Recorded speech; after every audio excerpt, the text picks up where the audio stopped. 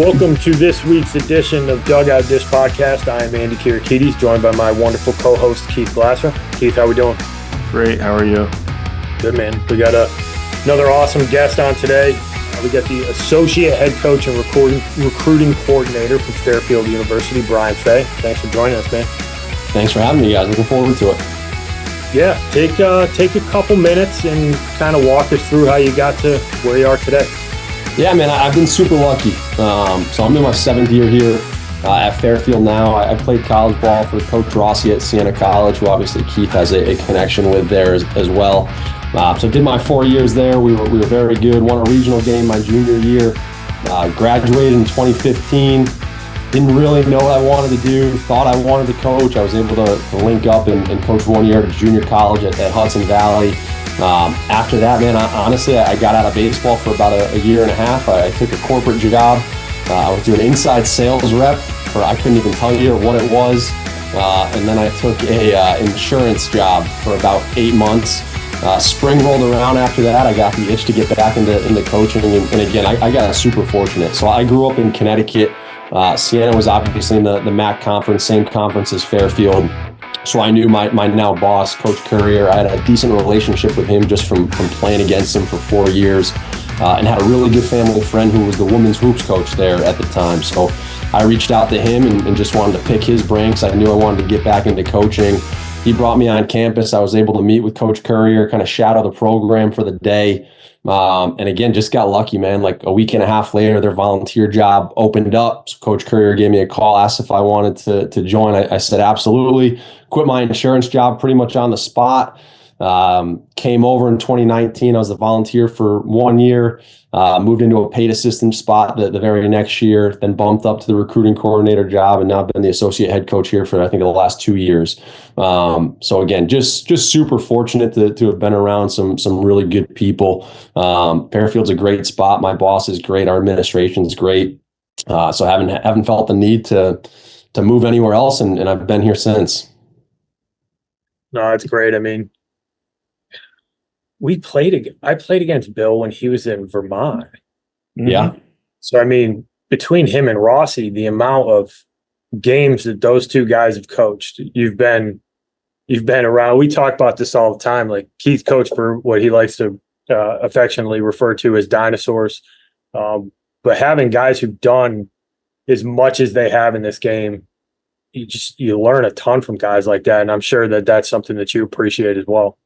Oh, absolutely. And again, both of those guys, like you've said, the amount of games that they've seen and just the amount of kids that they've seen and dealt with. I remember it was one of my first years, and I think it was my first year, actually. We lost in the conference finals in 2019, and we're coming back on the bus, and everybody, the coaching staff's a little bummed out. You're obviously disappointed. You want to win. And coach was obviously upset, like you wanted to win, but you could tell like he was just moving forward. And he was like, fellas, like, I've seen 40 of these things. Like I've had 40 classes run through, and just to think about that, of how many people that he's interacted with and how many situations he's just seen, not even just from a baseball standpoint, but just from dealing with kids and parents and administration, to not take advantage of someone like that is crazy. Yeah, they've forgotten more than we know. Yeah, absolutely. And then when those two talk, when Coach Rossi and Coach Courier get together, when Coach Rossi was obviously still coaching, the amount of stories that they can go and the names that they could drop was crazy. One of my favorites was, you've probably heard it, but when Coach Courier was still at Vermont, when him and Siena, when they were going up against each other, he started telling people that Coach Rossi was retiring because he was in like year 39 at the time. And he's like, I know the guy really well. I'm pretty sure he's retiring. Then they'd go on to visit Siena and be like, are you retiring? He's like, no, why? And he's like, I finally put it together after like the 5th kid had come in from Vermont. He's like, I called Courier and was like, are you telling people I'm retiring? He's like, he just laughed. 25 years later, Coach Rossi's still going. 25 years later, he's still coaching. So, yes. Crazy. Because when was that? That program was axed in what, 05? 06? No, before that. No, later than that, because this is Bill's 15th year at Fairfield, I believe. He was at Tennessee for. He was at Tennessee for 2? In that. 14th year. No, it's going to be his 15th. 2010 was his first at Fairfield. 2009, he must have been at Tennessee. And then before that was at Vermont. And they were great. When they got cut, they were I think, one of the best teams in the region. He really built that program up with, I think, like 2 scholarships for a long time. Kind of built it from nothing into something. And unfortunately, this kind of bad situation. Did he take over for Leggett there? Or was there someone in between him? No, there was somebody in between because he worked for Coach Leggett down at Western Carolina, was his GA spot. And then he had Bill was a junior college coach, I think at Mitchell College, I think for a little bit, and then took over Vermont after that. Gosh, that coaching tree is absurd. Leggett. Yeah, I mean, we're looking for phone numbers sometimes, of just trying to get in touch with people, and Bill be like, let me call Leggett real quick, and we get the number like that. So I've told this story before, and I'll make it brief. But it was the year before you got to Siena, we were ordering new uniforms, and everyone wanted the Clemson Cup pants. So Coach just like picked up the phone and called Coach Leggett. And he's like, they're shooting the shit. And then he's like, so anyways, I'm trying to order your pants. Like, what do I have to tell these people? And I turned and looked at Jimmy, and I was like, is he talking to who I think he's talking to? He hangs up the phone, and I was like, who are you talking to? He's like, Jack. I'm like, Jack who? He's like, Jack. I was like, yo, you can't just call Coach Leggett and then just like casually be like, oh, talking to Jack Leggett. He's like, well, I've known him for 50 years. I'm like, okay. I'm like 22. Yeah. Stars in my eyes. Oh, cool. He had Coach Leggett hop on and talk to the team kind of during COVID when all the Zoom stuff was coming on. So he had Coach Leggett hop on and talk to the guys, which was a really cool experience. So just being able to lean on people like that has been awesome. Oh, for sure. I mean, this guy's network, there's just so much they've seen. Let's kick this off. First question we ask everybody is, at Fairfield, what's it look like for you to go ID and identify players that you think can be a fit at Fairfield? How do you guys typically go about that, and just kind of talk us through that process a little bit? Yeah, I think it's a combination of a lot of things, but I think first and foremost, like trusted contacts, man. Like having a small group of guys and coaches, high school level, travel ball level, recruiting advisors, like stuff that you guys are doing. I think having a group like that you can reach out to at the start of every year and be like, hey guys, like who do we have to get out and see? I think that's most important. And that really drives our process. I would say our recruiting calendar gets built out probably 85% based off of those conversations. And then after that, it's the normal stuff, camps, tournaments. Social media is obviously a big one now, just scrolling through Twitter and seeing who's out there. But yeah, the trusted contacts is so important. And for us, like the decision to make an offer to somebody or to bring somebody into our program is so important, right? We're not a program that's going to over recruit. We're going to bring in what we need. But with that, like you got to be right? Because you're going to have that guy in your program. So making sure that they're high character and they fit our culture codes. And then at the same time, have the talent to be able to play at a high level is important. So being able to find those guys that you trust that know how your program operates, who does well in your program, what you're looking for, so important. You really can't place more of an emphasis than that. How do you get to some of those answers, right? Like you've identified a kid that you think is good enough. Like you talk about culture code. Obviously, you guys have a really high standard. I'm going to run through some stats here after you answer this one. Like you guys have built this thing up to where the expectations are high. You guys have done a ton of winning, and you've obviously done a really good job of identifying guys who can be successful. What are some of the things that clue you into a guy being a dude who could be a fit for you?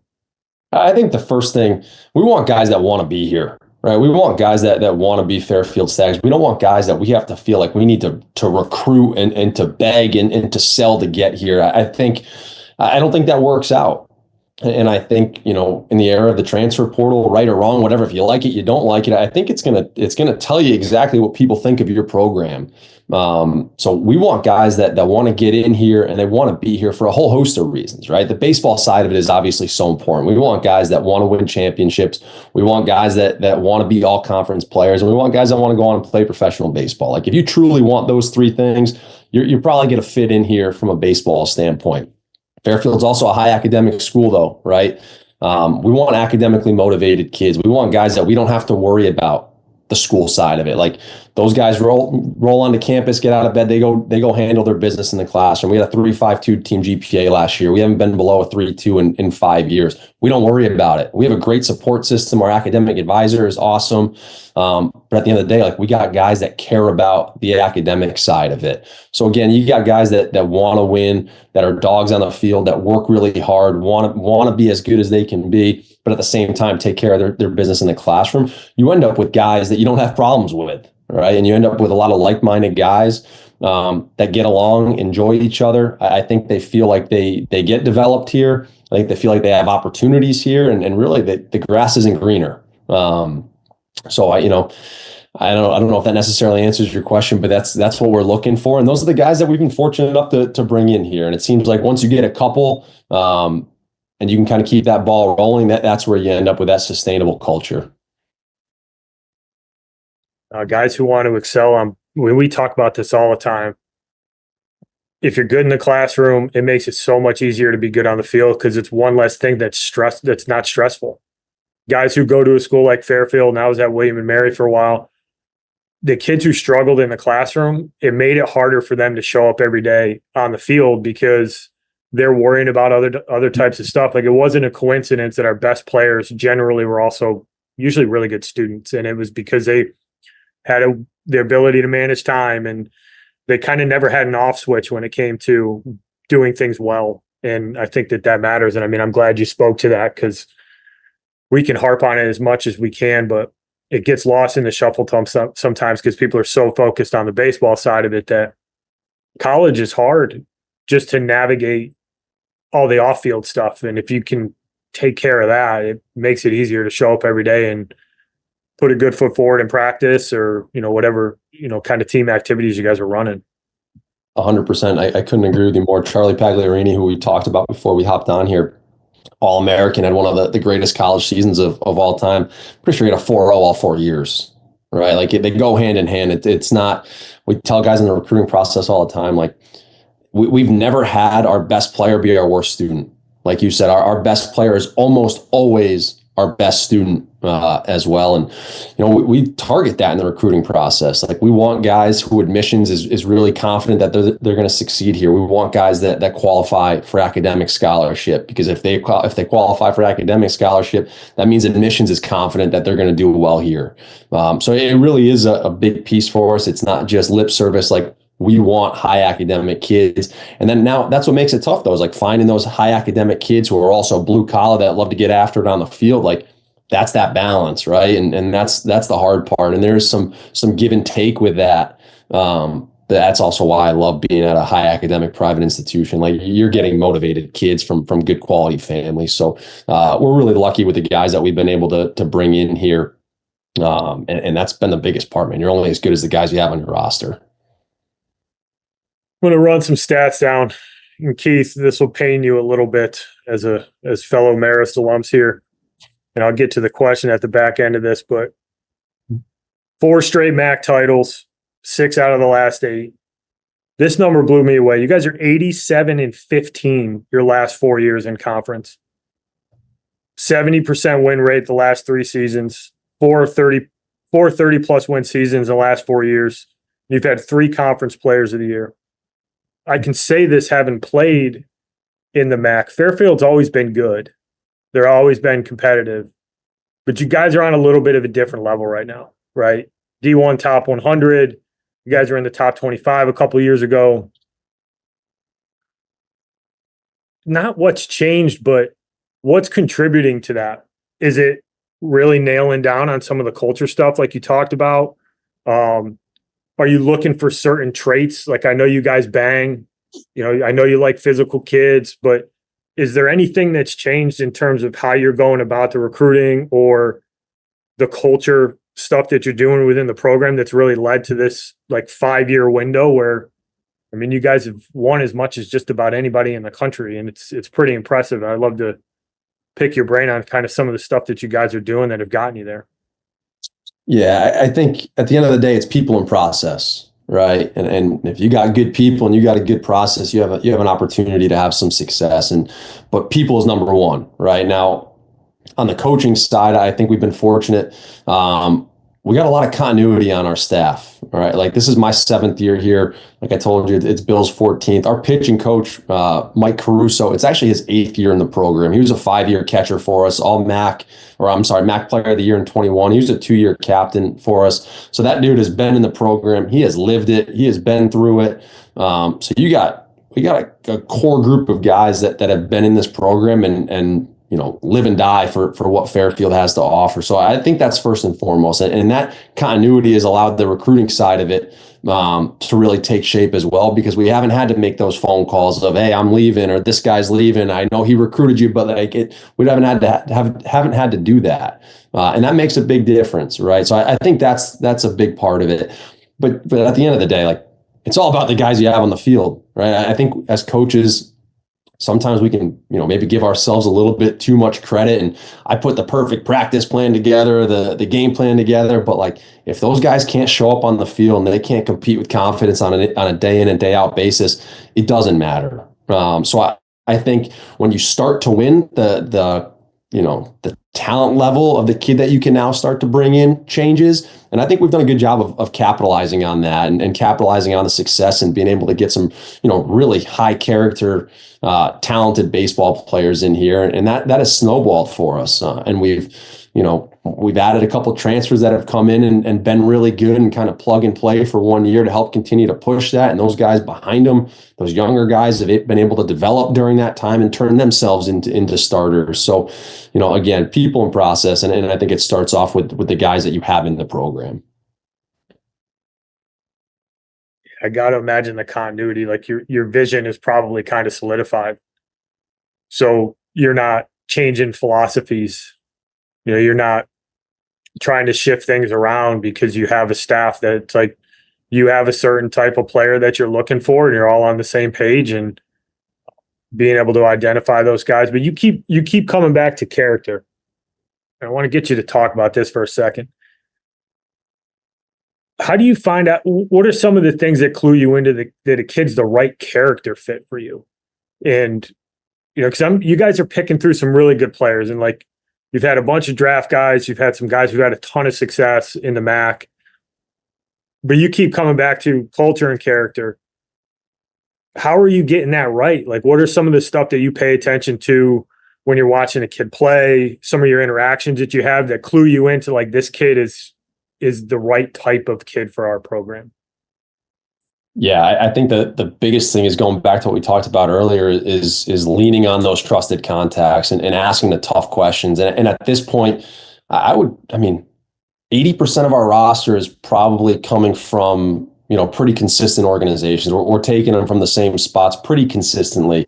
So again, we have a good idea of who's coming into the program based on who they've played for before they got here. And at the same time, that coach or that advisor, whoever it is, has a pretty good idea of who's been successful for us and who has worked out for us. And they've only pushed guys that have been our kind of guys, right? So I think that's the biggest thing. Because at the end of the day, you never know what you're getting until they show up on campus, right? And that's the fact. So I think with that, we've also been fortunate that those guys have worked out. But I think what's special about what we have going on is that those guys work out because of the kids that we already have in the program, right? I think our juniors and seniors do a really, really good job of getting those younger guys involved and catching them up to speed with how we operate and what's acceptable in here and what our standard is. So I think even if we've had guys that maybe have been on the fence there from a character standpoint, we've never seen the negative side of it because our older guys have done such a good job of just embracing them and bringing them into what we do here.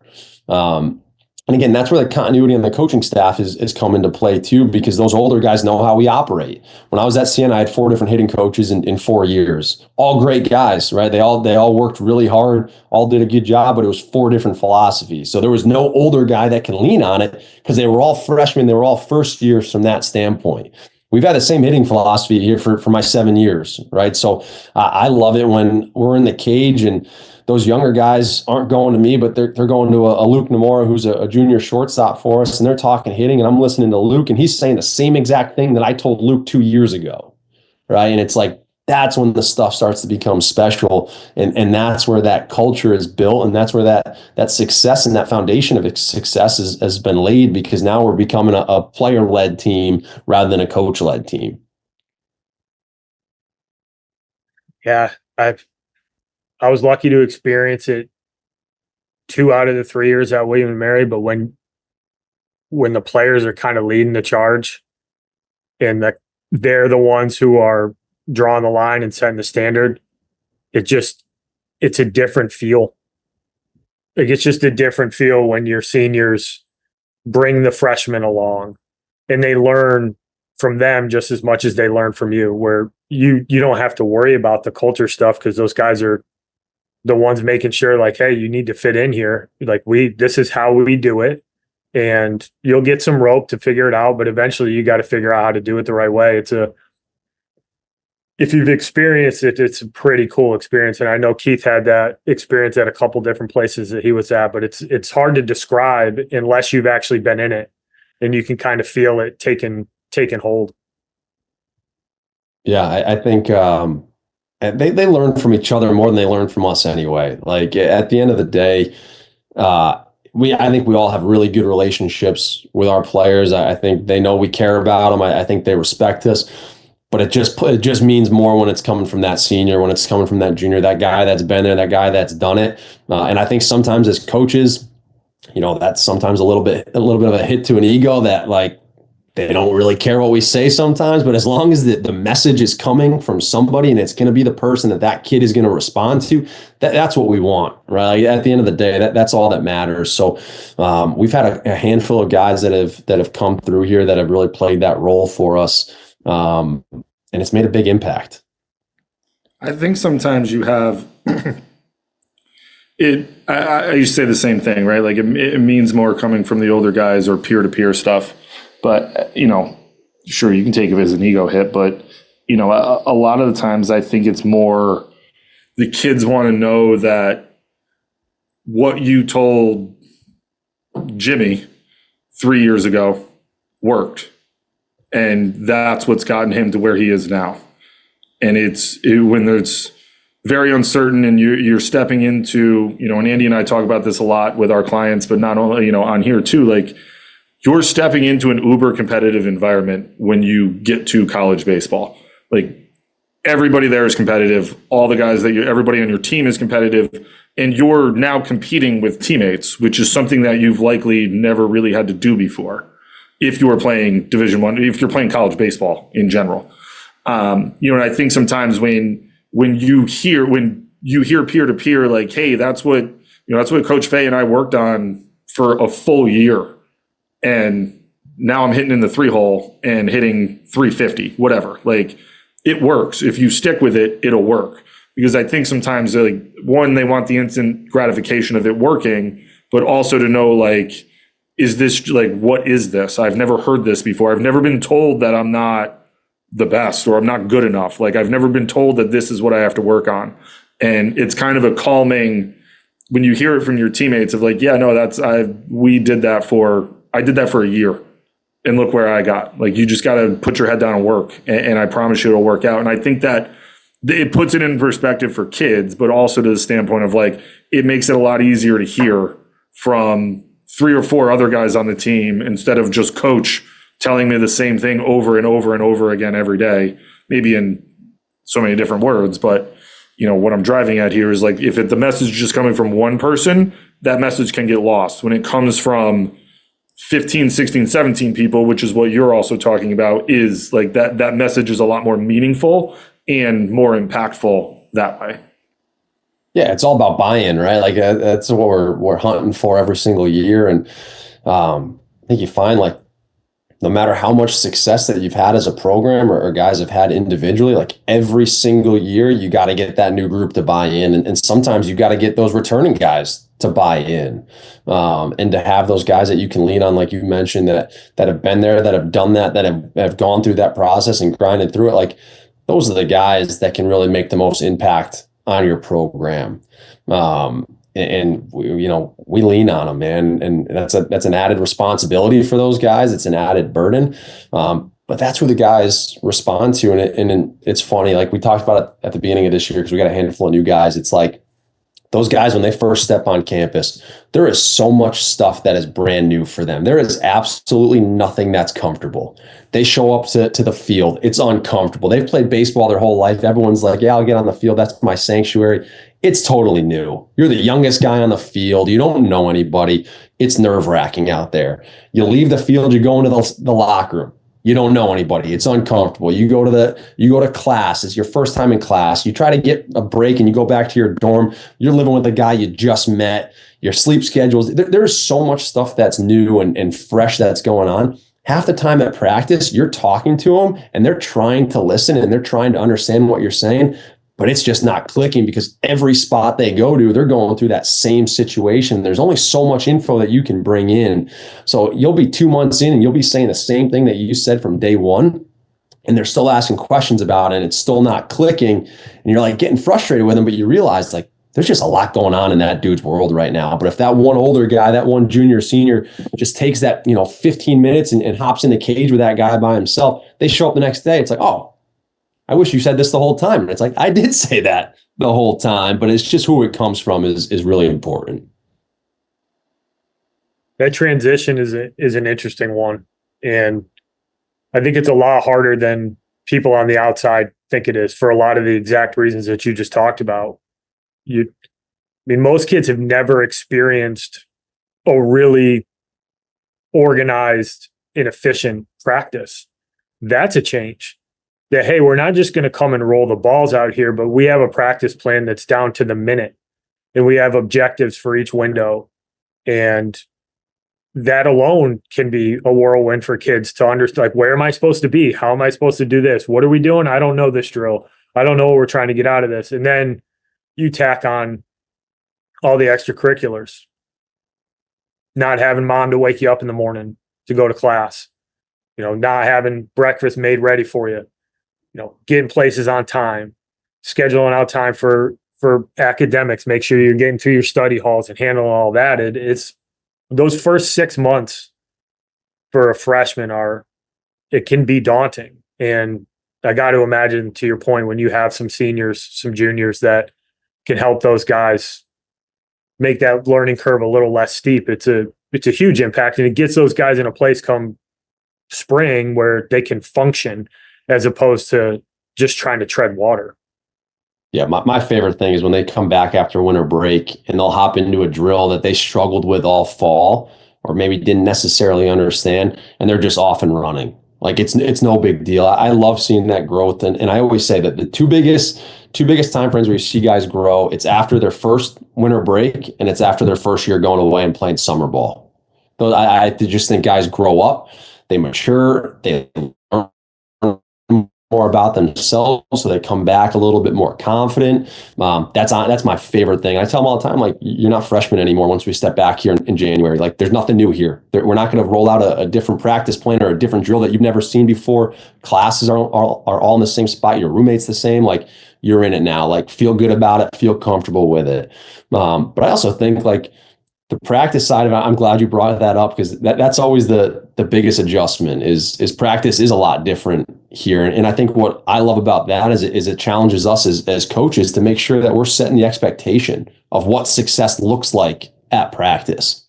Because again, these guys are coming from a background where they're probably the best player on their team. Practice probably wasn't all that challenging, but again, going back to those trusted contacts, we're getting guys from programs that practice similar ways that we do. So that isn't always the case. But there's a lot of failure here, especially for us on the offensive side. Like, we're going to kind of throw them into the fire a little bit, and they're going to see velo, and they're going to see spin, and they're going to have to make swing decisions in practice. They're going to swing and miss in practice. And That's like a shocker for guys. When they swing and miss and nobody says anything, or it's just like, yeah, swung and missed. Like, go get the next one. I think that's the hurdle that these guys got to get over. But that's on us as coaches to make sure that we're defining what success is, right? If we're taking BP and you're taking 6 swings, like, yeah, we should be going 5 for 6. But you got the velo machine going on and you expect to go 5 for 6. Like, you're crazy, man. Like, you're setting yourself up to be disappointed. Right? You might swing and miss, but like if you go 2 for 6 that first time in there, like, pat you on the back, man, like, that's where we want to be. So I think, it's on us as coaches at the end of the day to make sure that we're setting the expectations, defining what success looks like, setting the correct challenge points for these guys so they're still getting something out of it, and then helping, continue to build them up through failure. It's one of the hardest things in this game, like getting people to understand that it's okay to fail.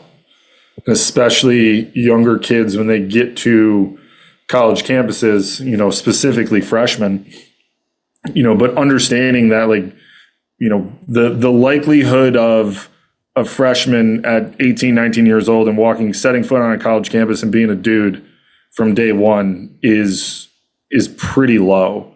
Like, are they out there? Yeah, they're out there. There's the Dan Palinis of the world and the Tommy Tanks of the world. Like, yeah, it's going to happen, but it's so few and far between.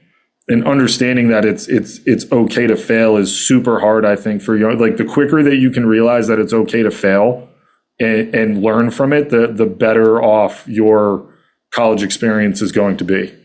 And for everything it is that we just talked about, but we didn't we're scratching the surface on what you're actually going to be asked to do as a fret. Like, we didn't even talk about weightlifting. We didn't talk about the fact that you're going to go play 56 games. And if you're at a place like Fairfield, you're living out of a bag for the first 4 weeks of the season. Like, you're traveling everywhere. Like, you haven't traveled 17, 18 hours on a bus multiple weekends in a row and, talked about what movies you're going to watch and all those things. The sheer amount of time that it takes to practice and to play. And, what does a doubleheader look like? I mean, not that you play a whole hell of a lot of them anymore in the MAC, but what does a doubleheader look like? That was one thing that every year my freshman I would ask, like, what was the biggest adjustment? Like, the sheer amount of time, man. Like, Saturdays, we're on the field at 9:30 and we don't leave until like 6 and you play 2 games. Like, that's a long time. And we had turf. Like, we don't have to do any field prep. Like, that's a lot. And there's a lot more that goes into it. And you're right. Like, I used to tell them all the time, like, you're not freshmen when you come back from break. Like, you've been through this before.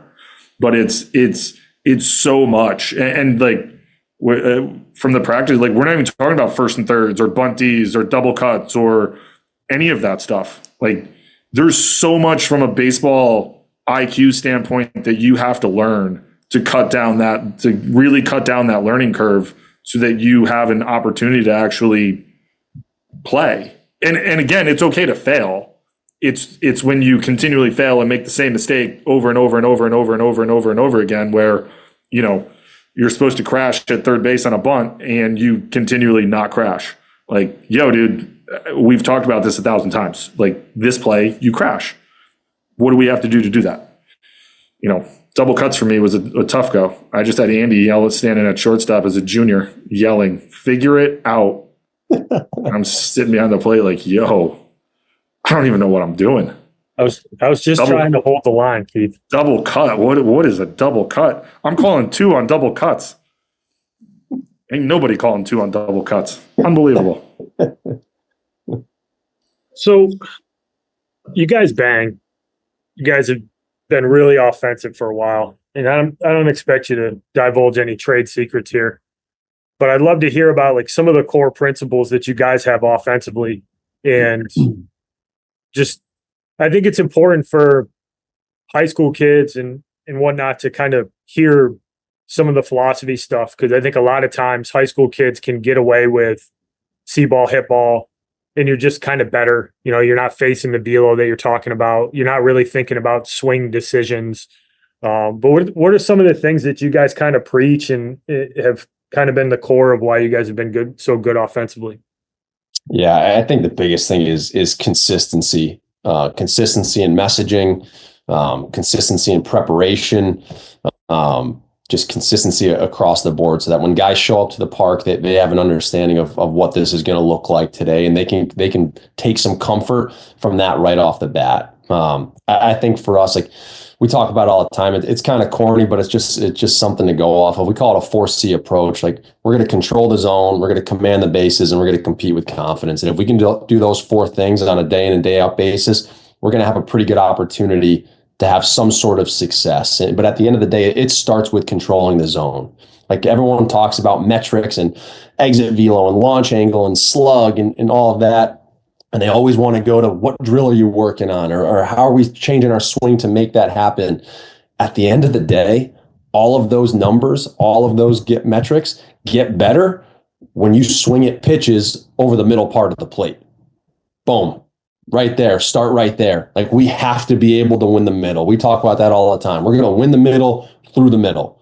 If we can't do that, you're going to have a tough time getting in this lineup, right? So our practice plan is about hammering mistakes, right? Well, we're not working on taking a blacked out fastball on the outside part the other way, or taking a blacked out pitch on the inside half and pulling that thing. We don't work on it. Like, in my eyes, those are adjustments. But if we're really good, and we call it a 4-ball zone, you put 4 baseballs right over the heart of the plate. If we're really good at hammering those 11 inches and we can go gap to gap with that, we have an opportunity to have some success, right? So it starts with that, right? And being able to make swing decisions off of that and being aggressive. I think, my first year here, my second year here, actually, I got all into it. I was like, we're going to make the best swing decisions in the country. We're going to do all this stuff. And all of our practices were tough, man. Mixed BP, we're taking pitches. We're doing all of this. It was the COVID year. So, I mean, it's a terrible tragedy, but good thing we didn't play the whole year, because the first 12 games, we took more fastball down the middle than any other team I've ever seen in history. And you go back, and we had all that time to really think about it. And I'm like, how does that happen? And it's like, well, at practice, like, what did they hear all the time? Good take. Oh, great take. Like, great leave. It was never about attacking. It was about what pitches we're not swinging at. So for us, we go the other way, man. Like, we got to be ready to attack. We got to be ready to hit. If that thing's going over the white, we're going to bang that thing. And then trust that our process and practice, and we're going to see enough strikes that if it's not there, we know to shut it down. But if you're not ready to hit, you're not ready to attack, nothing else matters. So we go into the cage like, we're ready to bang. We're going to make swing decisions, but we are expecting to get our swing off, and we'll deal with a little chase, right? I'll take a little chase all day long, as we are not giving up free strikes. So I think that's the foundation, really, of our philosophy. Obviously, it changes game in and game out and based on who the pitcher is. But if we can win the middle, we have a pretty good opportunity. And then our practice, like, we're going to do what the game asks of us. We're going to see velo every day. We're going to see spin every day. We're going to challenge timing every day. We're going to make swing decisions on a daily basis, and we're going to compete at some point during practice against somebody else. I think if you can get comfortable with all 5 of those things, you have an opportunity to be a good in-game hitter. And at the end of the day, that's what it's about. It's not about being good in the cage. It's about being good when you step in the box. Yeah, I mean, I love all of that. We're on the same wavelength with that. It was a lot of the same philosophy that we had at William and Mary. Was we wanted guys to feel uncomfortable throwing middle strikes. Yeah. Like, if you're going to miss in the middles, to your point, it's not necessarily that a ball gets hit 400 feet, but that pitcher knows we're on time. Good swing's going to get off. And if they're in the middle, they better expect the ball getting put back in play against them. And what I found is that the trickle-down effect of that is dudes start trying to edge stuff. And they start trying to edge stuff, and they start backing you into good counts.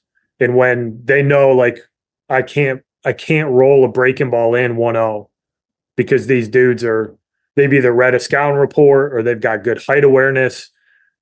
They're going to take the middle part of the play. You make it so much harder for a pitcher to be effective.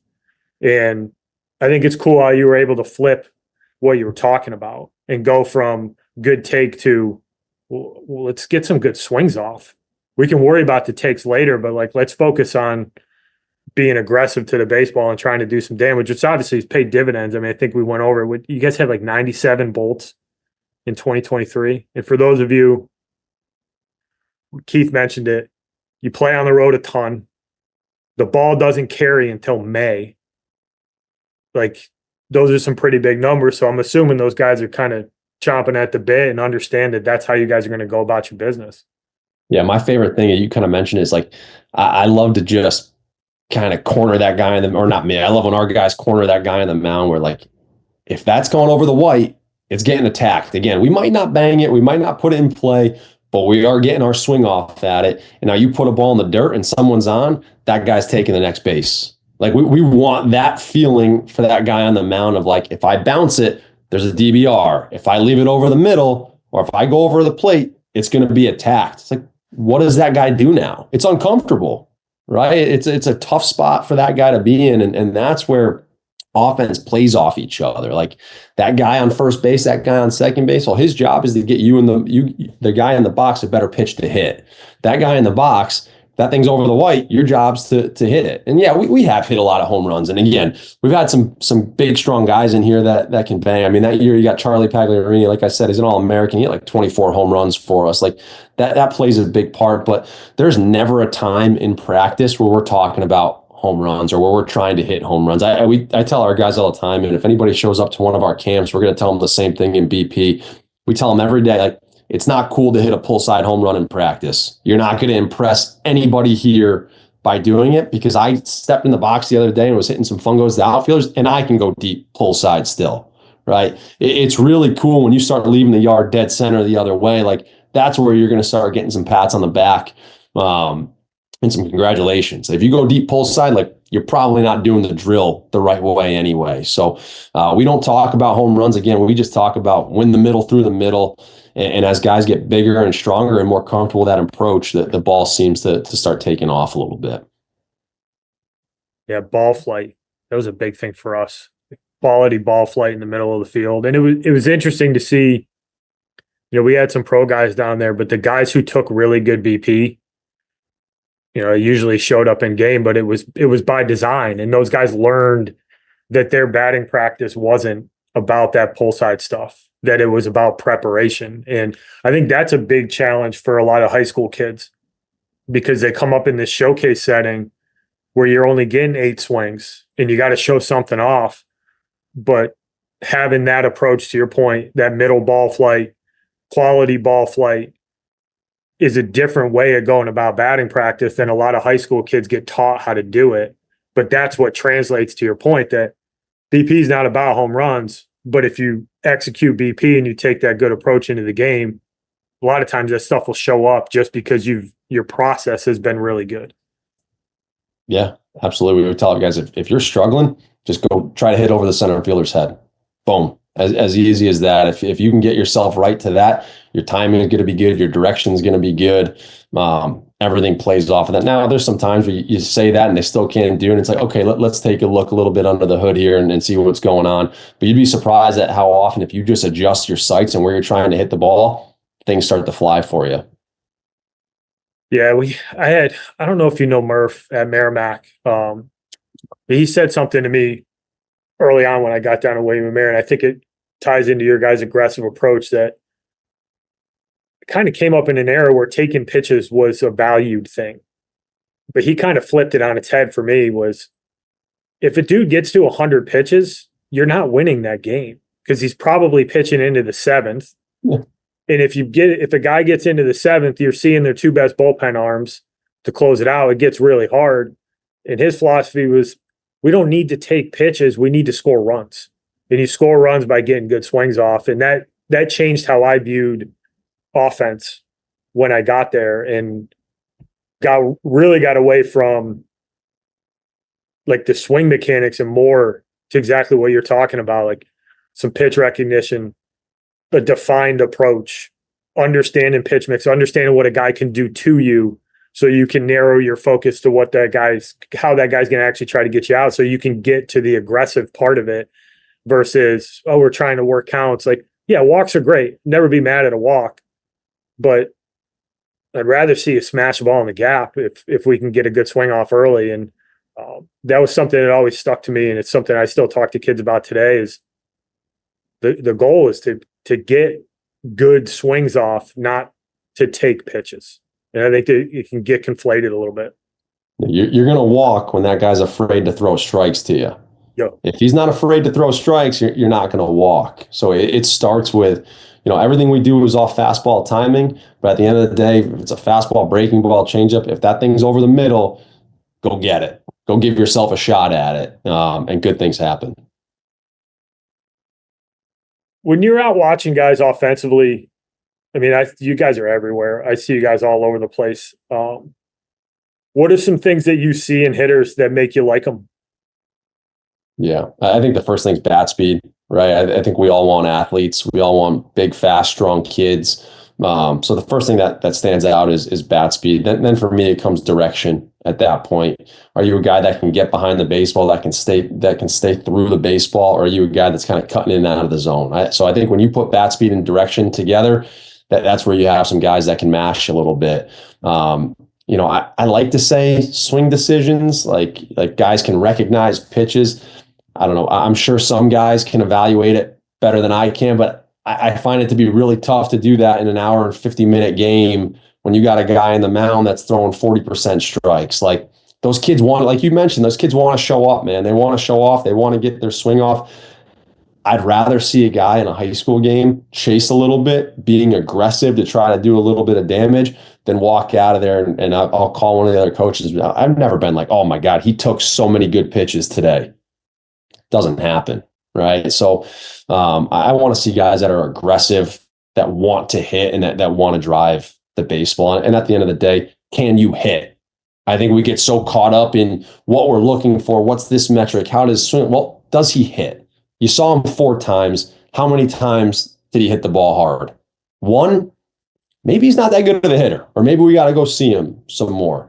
You see him 4 times, and he's getting 3 barrels a game. The kid can probably hit. Right. And I think not losing sight of that production does matter and execution does matter. I think that's important. I want to see guys with some bat speed, with some direction, that are aggressive and that can get that barrel to the baseball.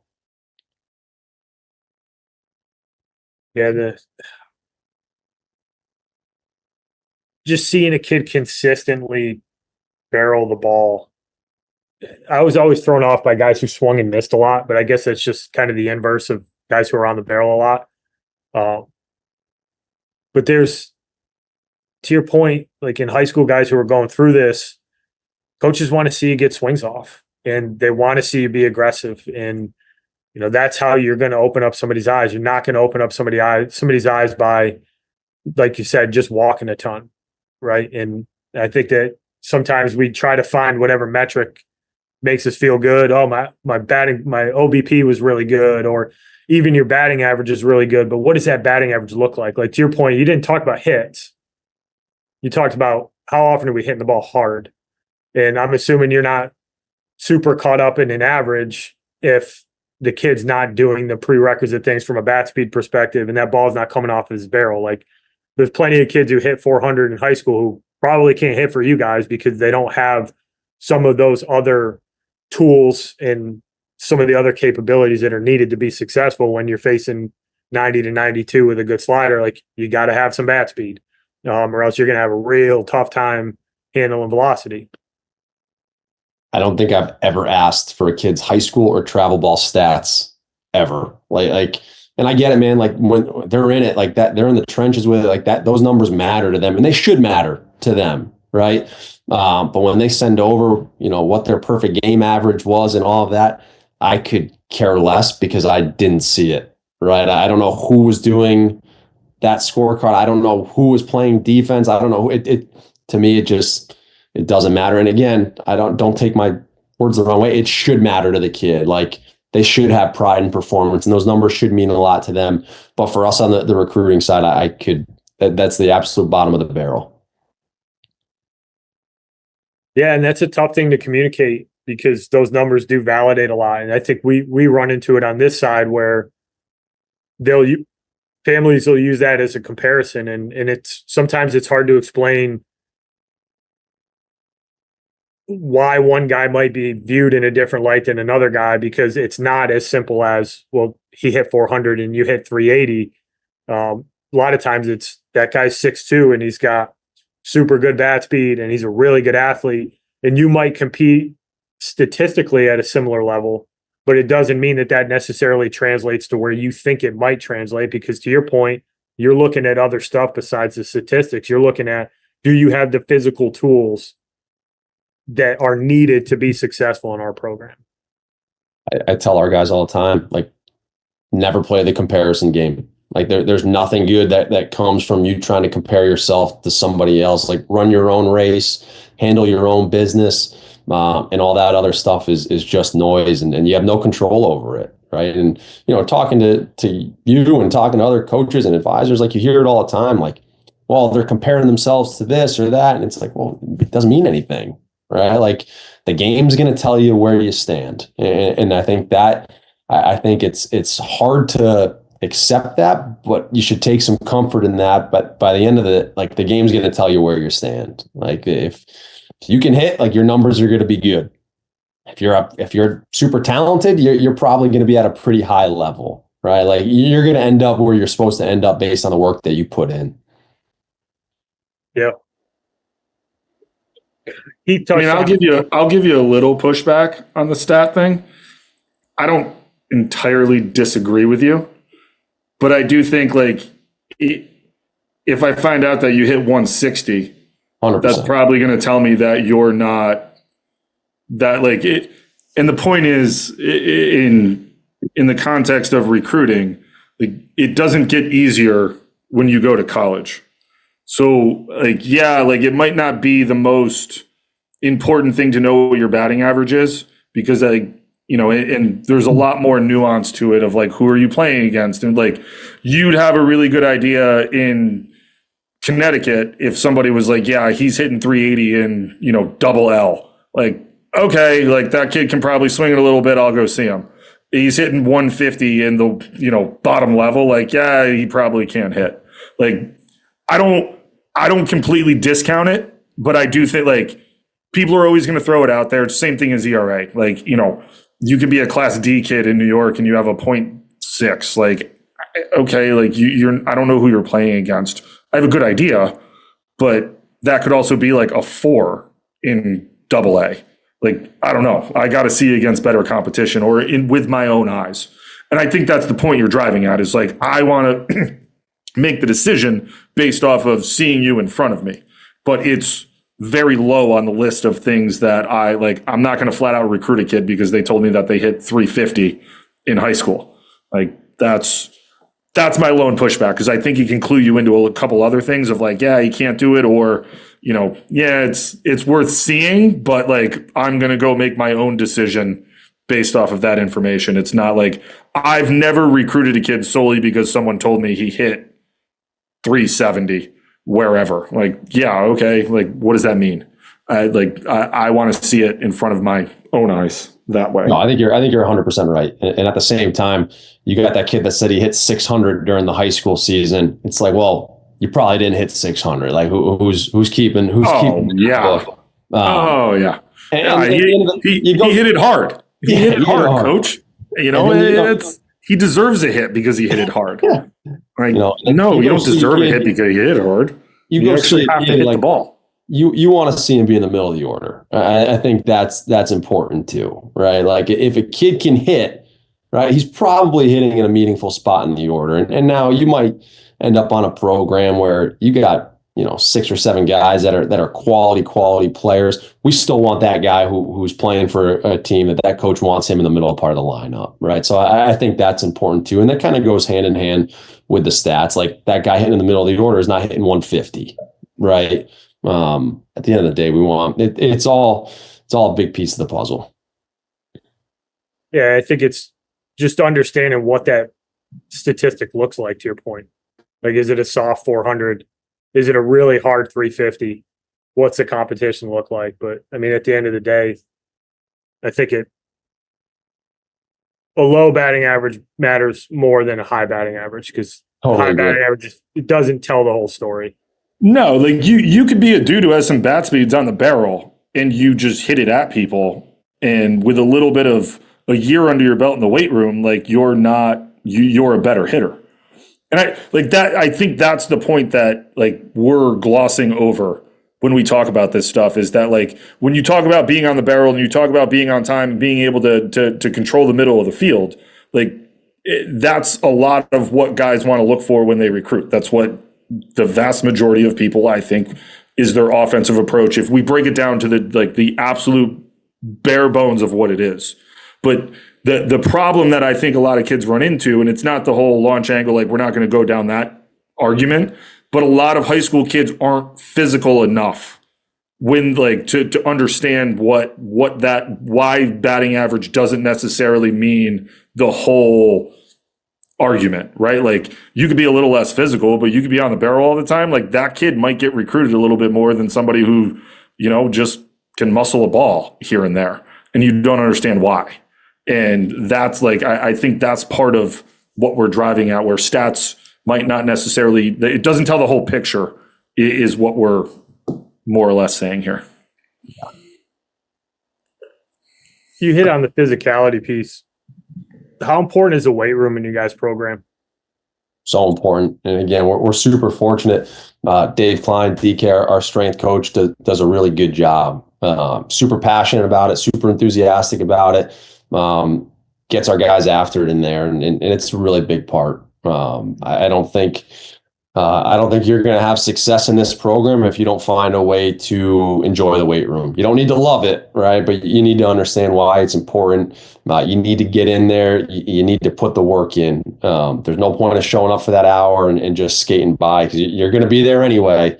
So you might as well put that work in. But again, like those older guys drive that, right? Those older guys drive it when they see that they can come in and talk about how they were 160 pounds and now they're 195, and they went from no home runs and I hit $150 to hitting 330 with 12 pumps. Like, yeah, the practice part of it is a big point. But like to Keith, to your point, the weight room is probably also a really, really big part of that as well. And I think kids can make that correlation really easily. Oh, he's big and strong in the weight room. He has double-digit home runs. They probably go hand in hand. Or that guy, is 90 plus and his deadlift is whatever. Like, maybe I should try to be a little bit more like that guy and get after it in the weight room. So our older guys do a really good job driving that. I think it's one of the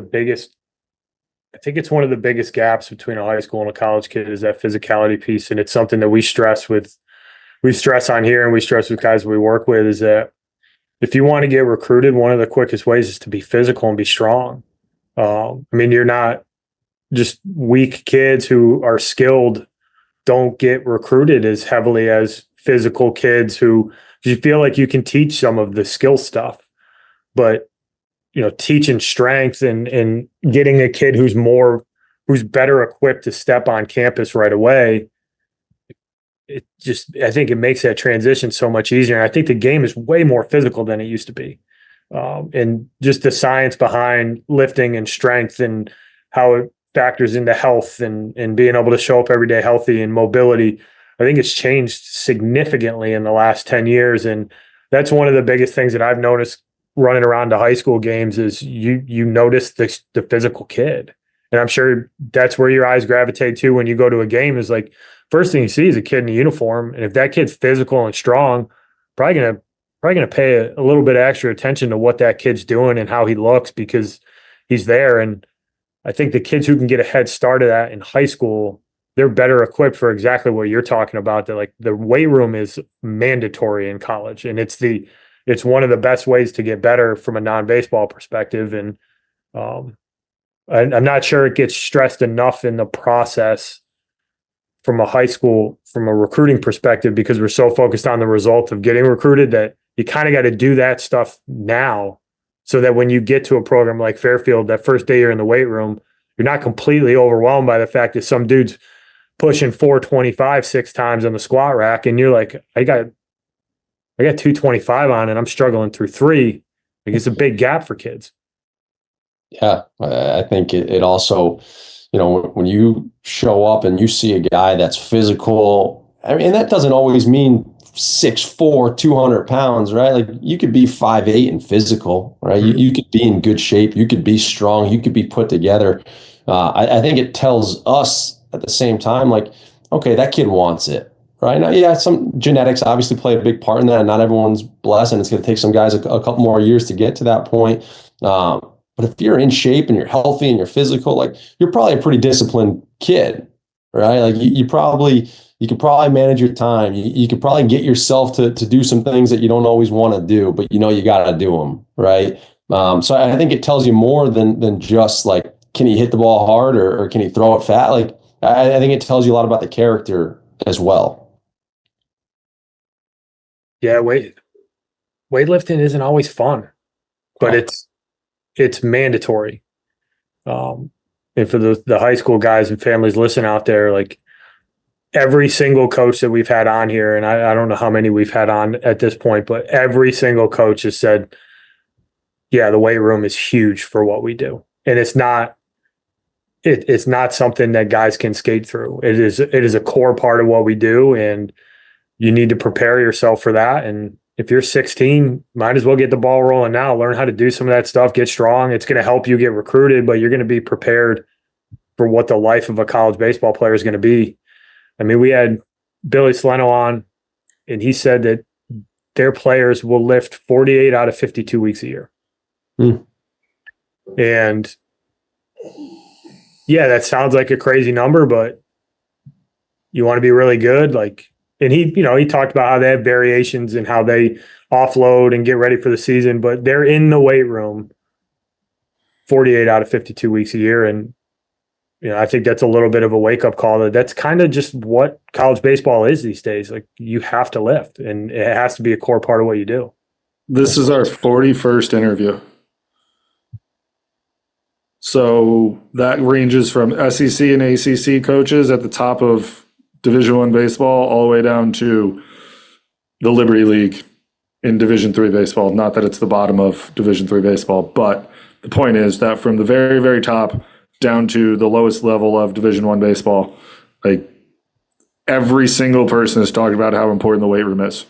So if it's that important all the way across all divisions, like it's something that you are going, like if you haven't started, it's a good idea to start.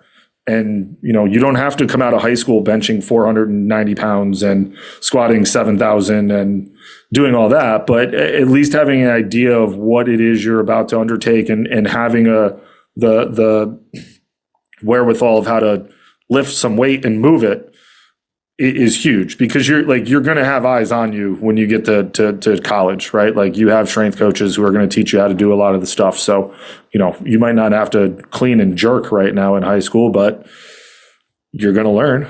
Here's your PVC pipe. Go stand over in the corner and figure out this movement pattern. And, it's one of the biggest things. You talked about freshmen coming back in the winter from winter break and seeing that jump from a drill standpoint, but like seeing that sophomore come back, like after a full year of weightlifting, and obviously you're like, wow, like you look like a real live college baseball player. Like last year, you just looked like a senior in high school in a uniform, and now you look like an actual college baseball player.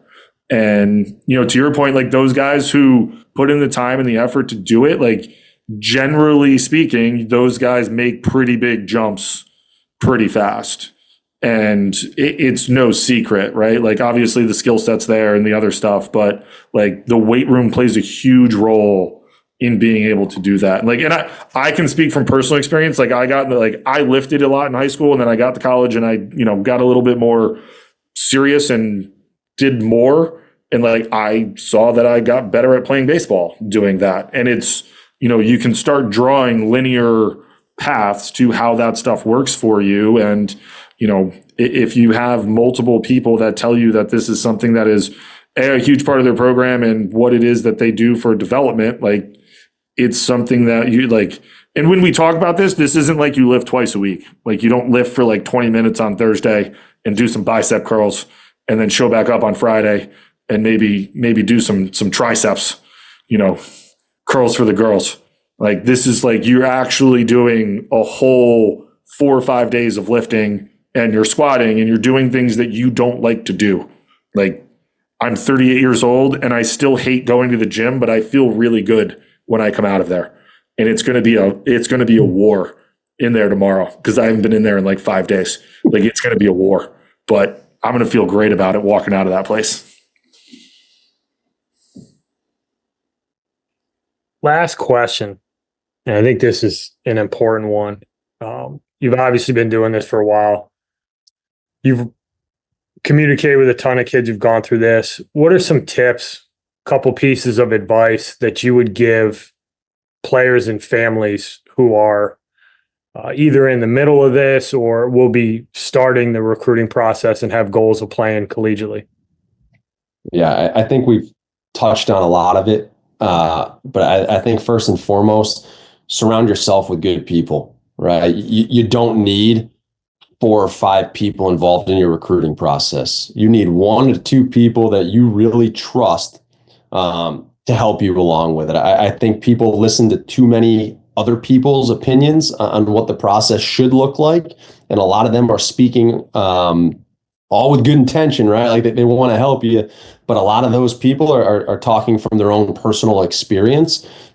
Being around people that have helped a lot of kids go on to play college baseball is important. So find those 1 or 2 guys and really lean on them, right? I think for us, loyalty is a big thing, right? If you're playing on 4 or 5 travel programs over a 3-year span, you're probably not going to be at one college for a 4-year span, right? There's reasons to leave programs and to have fresh starts. I'm not saying there isn't.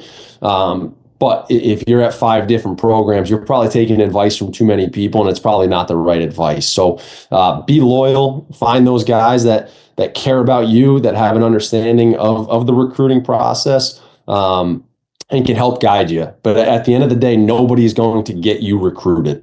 I think that's the biggest thing. You're not going to go to a program or hire someone that is going to get you recruited. At the end of the day, that's on you, and take ownership of your career. Lean on those people like we talked about, get their advice, have them connect you with programs.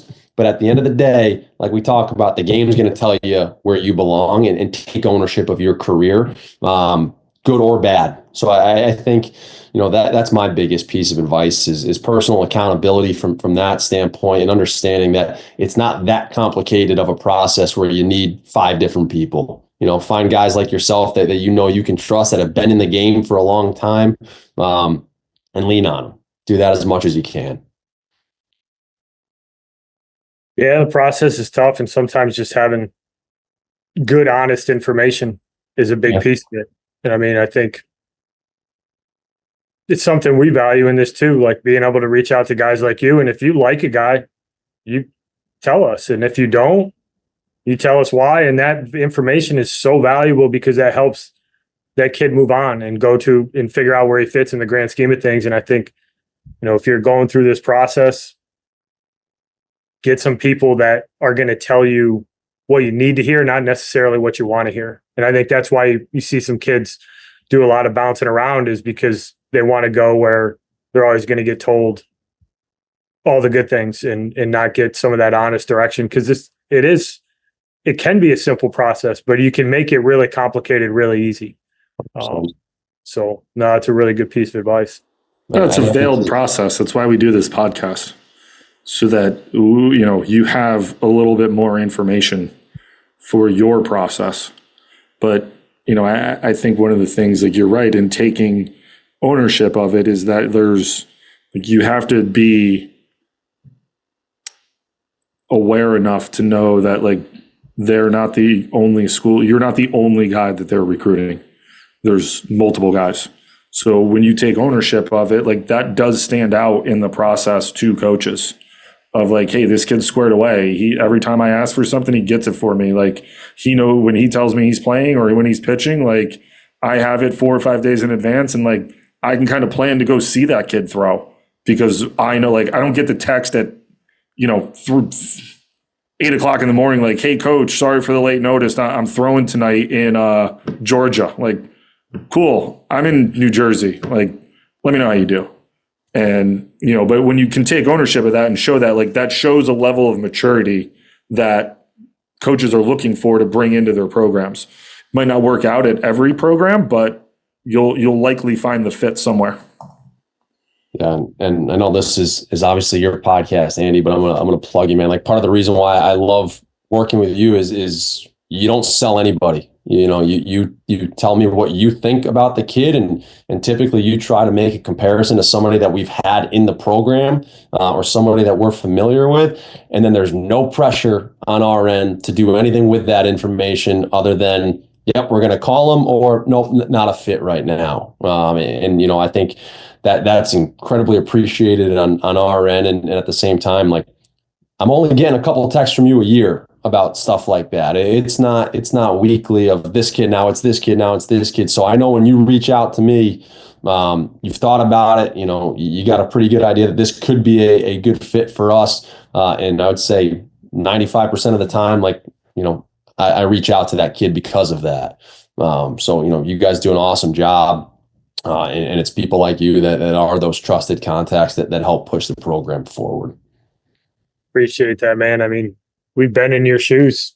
I know what it's like to get your phone hammered about a kid that, just isn't going to be a fit. And, like to think we have a decent idea of what it takes, and not trying to waste your time. We're not trying to waste any coach's time, but I think that matters. And like, you got high school coaches who listen to this stuff, and what Brian's saying right now, like, take that to heart. And, when you reach out to a coach, make sure you got an idea of what it takes to be in that program. And usually that you'll get really good reciprocation in terms of how the communication works. Like, not every kid that I call you on is a fit for you guys, but I walk away knowing more about what you look for. So now the next kid that we call you on is closer to exactly what you need. And I think that's important. And travel ball coaches and high school coaches that are listening to this, you're not the only guy who said the trusted contacts thing. And I think trust is built by not trying to fool you. Like, let me give you the facts. Let me tell you about this kid. Let me tell you what I think about him. And if you like him, let me know and I'll get you whatever you need. If you don't, tell me why. And, we'll find another guy when we think it's going to be a fit. But I think a lot of times that high school coaches and travel coaches can get in the business of overselling guys, and I think it can come off the wrong way. And just be cognizant of that. If you're a travel ball coach or a high school coach who's listening to this, that if you shoot college coaches straight, they'll shoot you straight, and you'll be able to develop some relationships and find good landing spots for guys. Absolutely. All right, man. Well, I appreciate your time. Good luck in the Stag Challenge. Day 2 tomorrow. Day 2 tomorrow. Guys are getting after it. All right. Well, good luck, man. Take it easy on the Red Foxes this spring. Awesome, guys. I appreciate it. This is great. You guys are doing an awesome job. So thank you, guys. Thanks, Brian. Thanks again. Thank you, everybody, for listening. We'll catch up with you next week. Thank you for listening this week. If you're watching on YouTube, go ahead and hit that subscribe button and smash that like button for us. Check us out on Apple Podcasts, Google Podcasts, as well as Spotify. You can follow us on Twitter and Instagram at EMD Baseball. If you want to find out what me and Keith do to help families and players navigate the recruiting process, go ahead and check us out on emdbaseball.com. Take a few minutes to check out our new online academy. I promise you'll get some good information out of that. Thanks again for listening. Check in with you next week.